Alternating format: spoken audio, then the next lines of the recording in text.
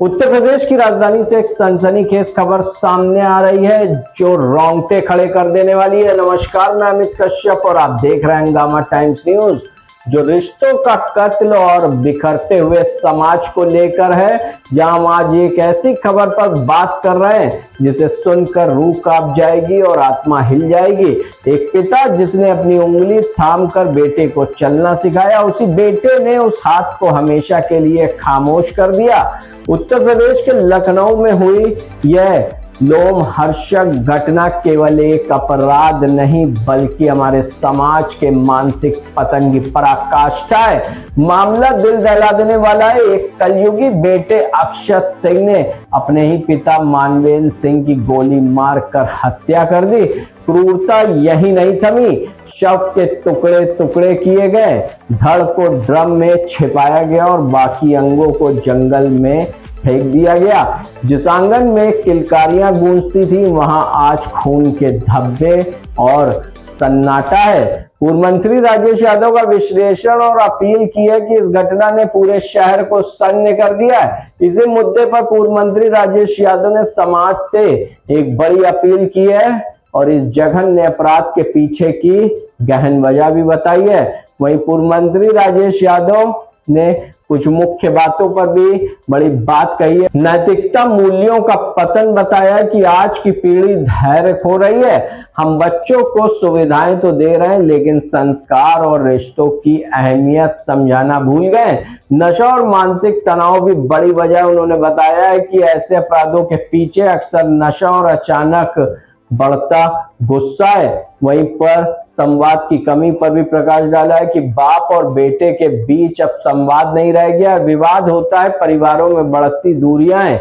ऐसे हिंसक विचारों को जन्म दे रही है। समाज के लिए जागरूकता चेकलिस्ट हमें क्या बदलने की जरूरत है। अंधाधुंध भौतिकवाद भी बताया है कि बच्चों को सिर्फ पैसा नहीं समय भी दे। मानसिक स्वास्थ्य, यदि घर में कोई सदस्य असामान्य व्यवहार कर रहा है तो उसे दवाएं नहीं, परामर्श ले, उसकी काउंसलिंग कराएं। बुजुर्गों का सम्मान भी बच्चों को सिखाएं। नई पीढ़ियों को बच्चों को संस्कार के साथ साथ बूढ़े माता पिता का सम्मान भी समझाना चाहिए और उन्हें बोझ नहीं बल्कि नींव समझाना चाहिए। आपको बता दें, इस मामले में पुलिस अपना काम कर रही है और कानून अपना फैसला सुनाएगा। लेकिन सवाल हमसे है क्या? हम एक ऐसा समाज बना रहे हैं जहां खून के रिश्ते पानी से भी सस्ते हो गए। पूर्व मंत्री राजेश यादव की अपील केवल एक बयान नहीं बल्कि हर घर के लिए एक चेतावनी है। अपने बच्चों से बात कीजिए, उनसे उनके मन को पढ़िए इससे पहले कि बहुत देर हो जाए। देखते रहिए हंगामा टाइम्स न्यूज चैनल, क्योंकि सच जानना आपका हक है और हंगामा टाइम्स न्यूज जाता है सच की तह तक। ये डालते गुप्ता चीफ सब एडिटर की एक रिपोर्ट पर नजर। नमस्कार, मैं एक तो आप देख रहे हैं हंगामा टाइम्स न्यूज। लखनऊ का सनसनीखेज मामला जहां पर एक बेटे ने अपने पिता का कत्ल कर दिया, उसके टुकड़ों को नीले ड्रम में भर के पुलिस को गुमराह करता रहा, परिवार को गुमराह करता हुआ, जिसने इस घटना ने, सनसनीखेज घटना ने रिश्तों को तार तार कर दिया है। अब बात जहां ये आती है कि नीले ड्रम की घटना ने पूरे देश को एक बार पहले भी चर्चित कर दिया था। इस घटना ने कि जहां एक पत्नी ने पति को टुकड़ों टुकड़ों में कट के इस नीले ड्रम में रख दिया था। अब लखनऊ ने भी एक ऐसी घटना सामने आई जहां एक बेटे ने अपने पिता की हत्या करने के बाद उसके टुकड़ों को नीले ड्रम में रख कर परिवार को गुमराह करता रहा और ये कहता रहा कि उसका पिता गुम हो गया है, किडनैप हो गया है। बहुत सारी कहानियां बनाई, लेकिन आखिरकार यूपी पुलिस ने सभी कहानी दरकिनार करके हकीकत को सामने ला दिया और ये साबित कर दिया कि जो बेटा अपने पिता के लिए ये दिखा रहा था कि वो दुखी है कि पिता मिल नहीं रहे, वही उनका असली कातिल निकला। लखनऊ की सनसनीखेज घटना है ये। लेकिन अब हम बात करते हैं सपा के वरिष्ठ नेता राजेश यादव जी से। उनसे जानते हैं, सर, इस घटना ने पूरे लखनऊ को झंझोड़ के रख दिया है। इस घटना को किस तरह देखते हैं? एक बेटा, इकलौता बेटा, एक पिता ने पूरी उम्र अपने बेटे की तरक्की उन्नति के लिए ही गुजार दी। अब उस बेटे ने अपने पिता को जो फल दिया है, किस तरह देखते हैं इस घटना को, सर? ये घटना को मैं निंदा करूं, बहुत छोटी सी बात है। ये ना निंदनीय है, ना कुकृत्य है, ये महापाप भी नहीं है। ये एक ऐसा उदाहरण है जिसने उस बच्चे को जन्म दिया, उस व्यक्ति को ही अंत करना, ये हिरण्यकश्यप से भी खतरनाक है। लोग भक्त प्रहलाद का नाम लेते हैं, मैं कहूँगा कि राक्षस के रूप में ऐसे बच्चे जन्म लेते हैं जो अपने हाथ से पिता की लाश को पहले मारते हैं, फिर लाश को काट काट कर फेंकते हैं। ऊपर से ईश्वर भी कांप गया होगा, साधु संत भी कांप गए होंगे, शासन प्रशासन के लोग भी कांप गए होंगे।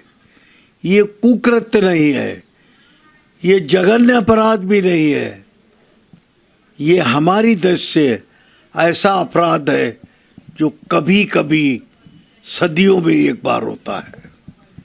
जिस बेटे के लिए पिता ने बड़े अच्छे सपने देखे हों, आईएएस और आईपीएस बनाने के लिए जिसने बेटे का लालन पालन किया हो, उस बेटे ने ही उस पिता के टुकड़े टुकड़े कर दिए और करने के बाद में जगह जगह फेंक दिए और धड़ को एक टंकी के अंदर बंद करके छिपाने की कोशिश की। इस महापाप को भगवान न करे ये घटना कभी घटित हो।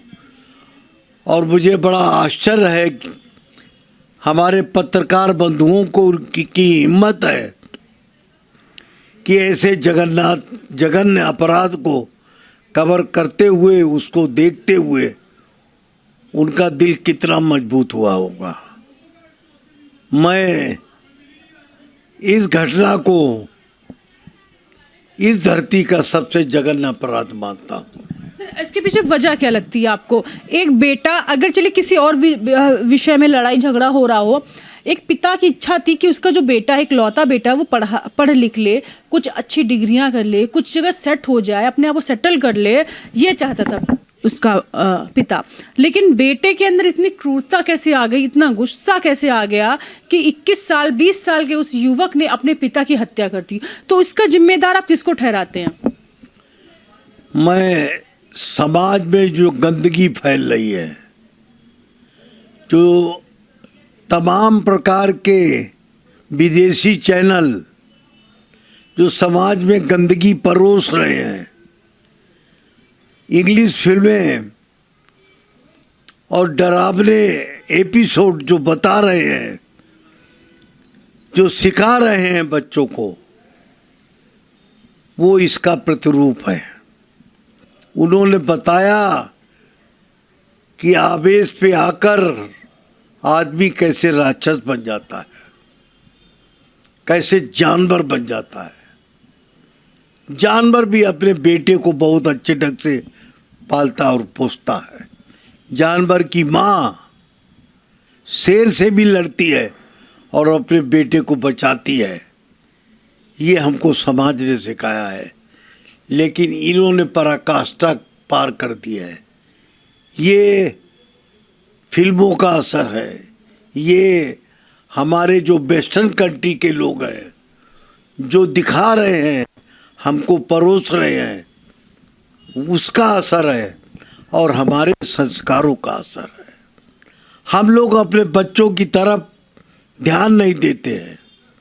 हम अपनी जीवन की जो दिनचर्या में इतने बिजी हो जाते हैं कि करोड़ों कमा के बहुत बड़े बड़े महल बना लेते हैं, लेकिन ये भूल जाते हैं कि करोड़ों के ये महल अगर आप उस बच्चे को नहीं बना पाए तो करोड़ों के महल बेकार हो जाते हैं। वहाँ पर उनकी सुध लेने वाला कोई नहीं होता है और आने वाले दिनों में वो खंडहर का शख्सियत में बदल जाते हैं। हे ईश्वर, ऐसा कुछ हिंदुस्तान या दुनिया में करे कि संस्कार अपना स्थान बनाए और जो तमाम प्रकार के कृत्रिम संसाधन हैं लोग जिनको मनोरंजन के नाम देते हैं उनसे दूर करें।